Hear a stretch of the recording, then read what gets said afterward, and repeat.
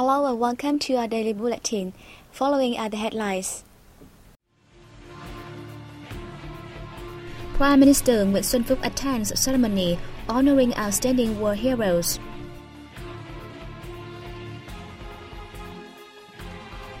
Vietnam attends ASEAN's senior official meetings with partners in Laos. Artists create artworks from recycled glass.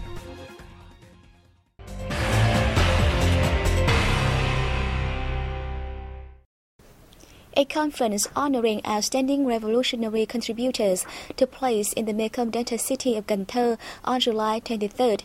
Prime Minister Nguyễn Xuân Phúc attended the event. Attending the event was 299 individuals, representing more than 8.8 million people who made great contributions to the country during the war. In his speech, Prime Minister Nguyễn Xuân Phúc expressed his sincere sentiment and deep gratitude to ex-revolutionaries, heroic Vietnamese mothers, invalids, and families of martyrs, saying that they are examples of strong will and perseverance. The leader requested all possible support be provided for revolution contributors, while the search for and identification of martyrs remains be accelerated. He said party units and authorities need to educate young generations about the war heroes' sacrifices to the nation. Prime Minister Phúc presented certificates of merit and gifts to outstanding individuals who rendered their service to the country's revolution. In the morning the same day, the Prime Minister visited staff of Military Zone 9 and paid tribute to fallen soldiers in a memorial in the city. On July 23rd, one day after being re-elected as Vietnam's legislative leader, chairwoman of the National Assembly Nguyễn Thị Kim Ngân met with the press. More in the following report. At the press conference, Chairwoman Nguyễn Thị Kim Ngân said improvement of law-making is among the key tasks of the 14th National Assembly. According to the legislative leader, other tasks include further perfecting laws, making the legal system synchronous, consistent and suitable for the requirements of renewal and international integration. Chairwoman Ngân answered reporters' questions relating to upholding democracy in legislative operations, improving the quality and efficiency of operation of National Assembly deputies, and enhancing the role played by the Parliament in key issues. With 97.77% of yes votes, Chairwoman of the 13th National Assembly Nguyễn Thị Kim Ngân was re-elected as the head of the 14th Legislature on July 22nd. The National Vice Chair position belongs to Phùng Quốc Hiền, Uông Chu Lưu, Tầm Thị Phóng, and Đỗ Bá Tị, who were all Vice Chairperson of the 13th National Assembly. We'll have more news coming up next. Please stay tuned.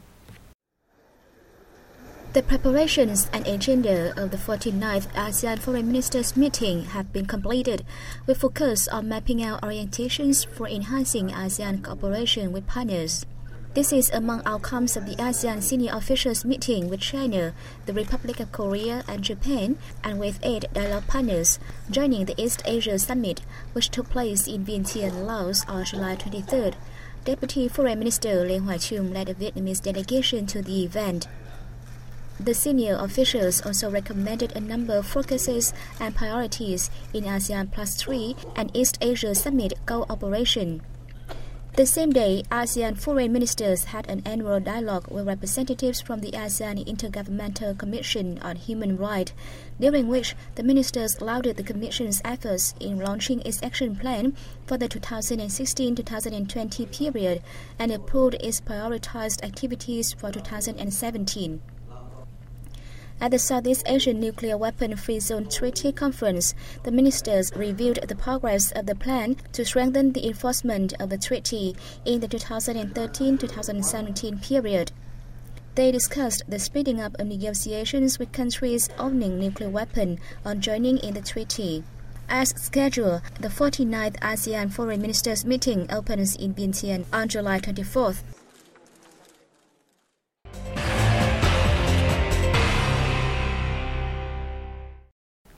The Vietnam Farmers Union and the Japanese Institute of East Asian Studies have signed an agreement on cooperation in agriculture, forestry, fisheries, and rural development.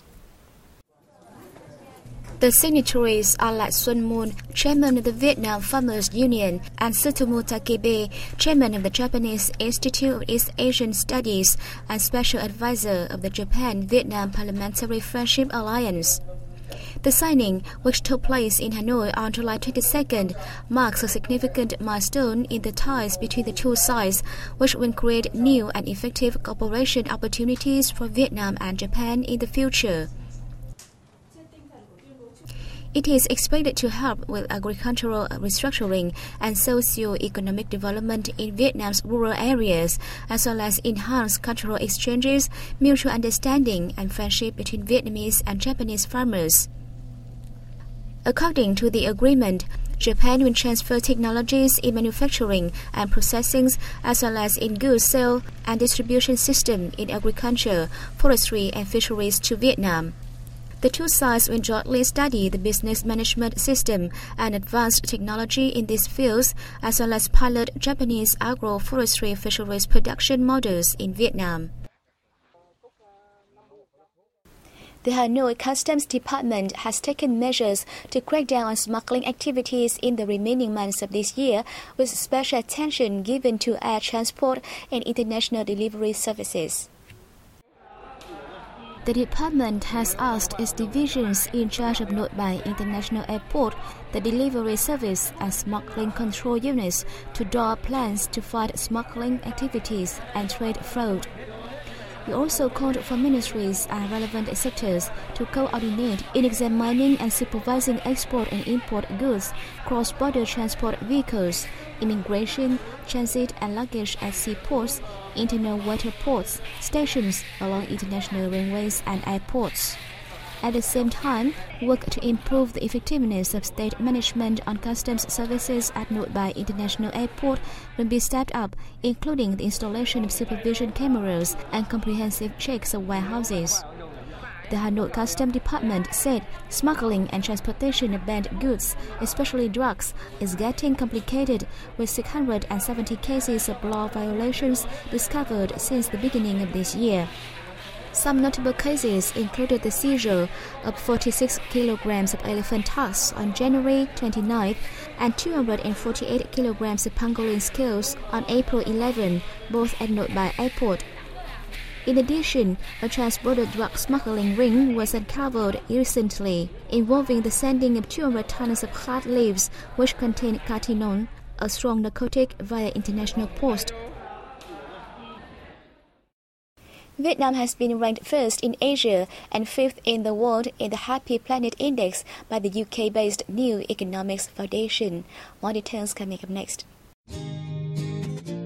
The country scored 40.3 points in the index that measures a sustainable well-being in 140 countries to show how efficiently residents of different countries are using environmental resources to lead long and happy lives.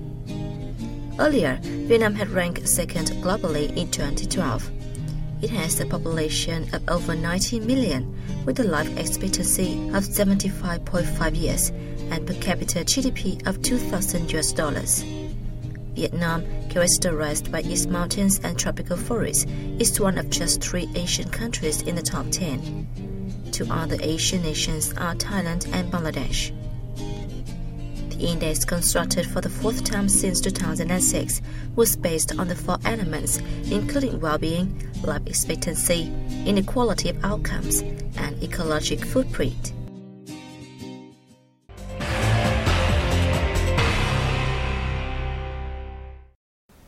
The Pham Nha Kẻ Bàng National Park in the central province of Quảng Bình has been named among the top 7 national parks you should visit in Southeast Asia.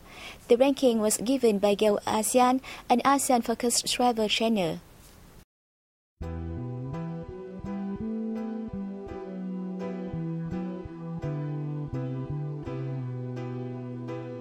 The travel channel Go ASEAN said within its rests some of the Southeast Asia's most spectacular underground rivers, along with some of the world's most unique forms of flora and fauna, including hundreds of different types of birds. The national park, recognized as a UNESCO World Heritage Site in 2013, covers an area of more than 800 kilometers, in which you could take visitors more than a day to experience its cavernous wonders, he noted.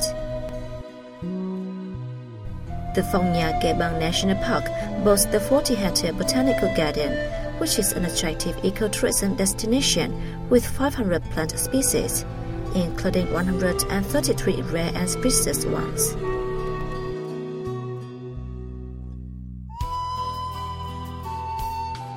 It is also home to Sendong Cave, which is more than 200 meters wide, 150 meters high, and approximately 9 kilometers long. It was believed to be formed from 2 to 5 million years ago and discovered by a local resident in 1991. Within its caverns lie a jungle and river, and the cave is large enough to fit a 40-story skyscraper inside. The cave was named the largest cave in the world by the British Cave Research Association.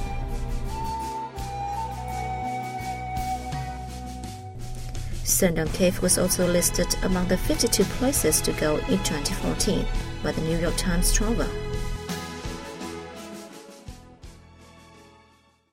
If you have ever thought of reusing waste glass as artworks, think again.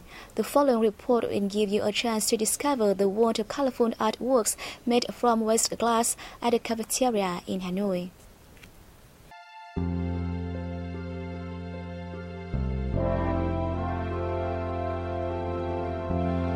In a cafeteria near the popular West Lake, there is a painting workshop and a showroom of artworks made from waste glass.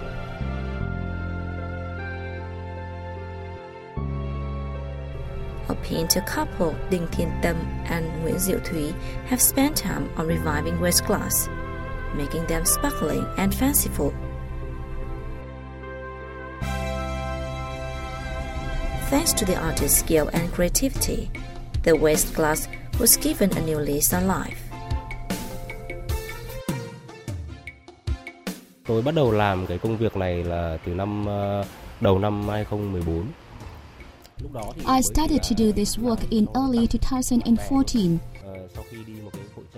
At first, I painted the bottles and presented them to my friends. When I attended a handmade fair, lots of people loved my products. Since then, I started to sell these products.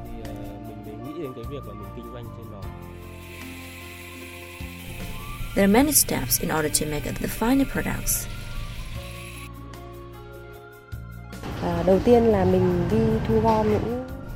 To have a complete product, first we have to collect and classify the waste glass. Depending on their shapes, we cut them into things like flower vases, drinking glasses or cups. Then we clean them and finally paint them with many different colors.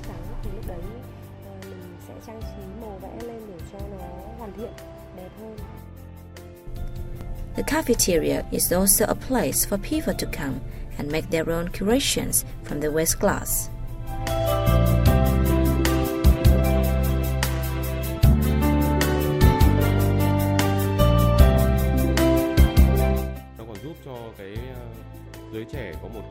This will help raise young people's awareness of recycling waste glass and protecting the environment.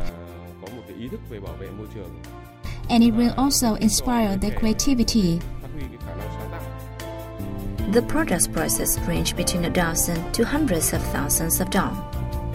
This trade brings a stable income for the couple. The cafeteria showroom is also a venue for those having the same interest and passion to come together to enjoy the artworks and send the message of living more responsibly with the environment. And that has come to the end of our program. Thank you for joining us. I'll see you next time.